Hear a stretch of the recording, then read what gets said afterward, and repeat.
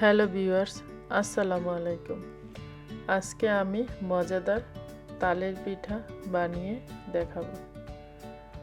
সেই সাথে থাকছে কিভাবে নরম করা যায় কিছু টিপস।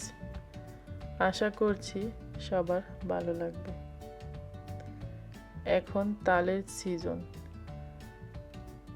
তাই সবাই হাতের কাছে তালের রস পাওয়া যায়। তো এই তালের রস দিয়ে কিভাবে নরম মজাদার তালের পিঠা বানাবেন সেটাই আজকে আমি দেখাবো। চলুন তাহলে চলে যাচ্ছি মূল রেসিপিতে। এখানে আমি যা যা লাগবে তালের পিঠা বানাতে সেগুলা নিয়েছি।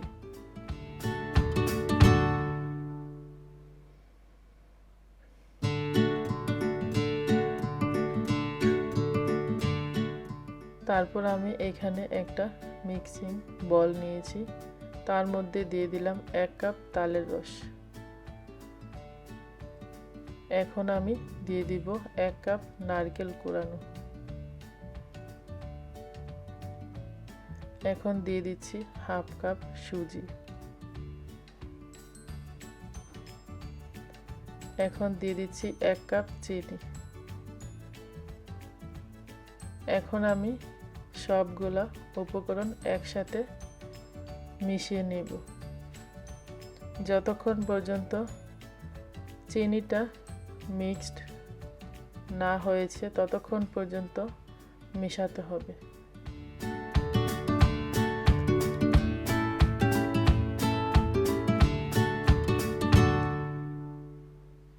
আপনারা যদি এখানে গুড় ব্যবহার করতে চান তাহলে 1 কাপ গুড় দিতে পারেন 1 কাপ তালের রসের সাথে।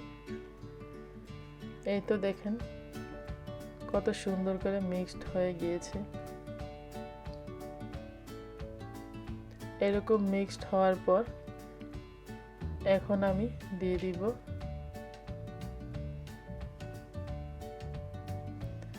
1 কাপ চালের গুঁড়া। 1 কাপ চালের গুঁড়ার সাথে আমি দিয়ে দিব 1 কাপ ময়দা। এই ময়দাটা দিলে কি হবে, তালের পিঠাটা নরম হবে। এখানে আমি 1 কাপ তালের রসের সাথে 2 কাপ গুঁড়া দিয়েছি, 1 কাপ দিয়েছি চালের গুঁড়া আর 1 কাপ দিয়েছি ময়দা।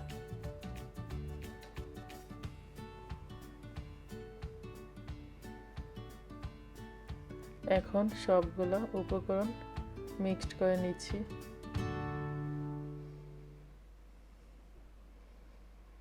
আর এখানে অল্প পরিমাপে পানি ইউজ করবেন, হালকা কুসুম গরম পানি ইউজ করলে তাহলে ভালো হয়।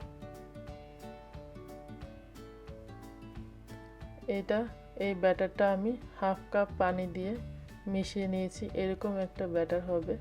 এটাকে আমি রেস্টে রেখে দিব 30 মিনিট। 30 মিনিট পর এদিকে আমি চলে আসলাম। এখানে ফ্রাই প্যানে তেল দিয়ে দিচ্ছি।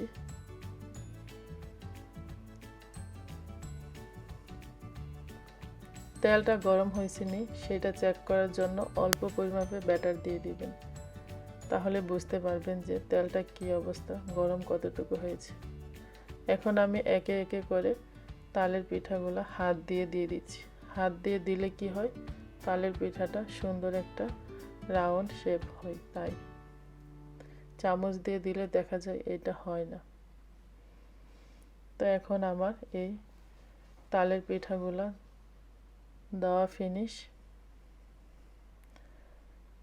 এগুলাকে একটা কাঁটা চামচ দিয়ে উল্টিয়ে পাল্টিয়ে দিবেন। এই তো দেখেন কত সুন্দর একটা কালার এসেছে, একদম তালের মতো দেখতে। উপর দিয়ে কি সুন্দর শেপটা। এই তো হয়ে গেল আমার তালের পিঠা বানানো। এক দিক দিয়ে দেখেন কত মচমচে আছে, আরেক দিক দিয়ে নরম। তাল যেরকম দেখতে, পিঠাগুলো দেখতে সেরকমই হয়েছে। আশা করছি আজকে আমার এই পিঠার রেসিপিটা আপনাদেরকে ভালোভাবে দিতে পেরেছি। তো সবাই ভালো থাকবেন। আজকে এই পর্যন্ত। আল্লাহ হাফেজ।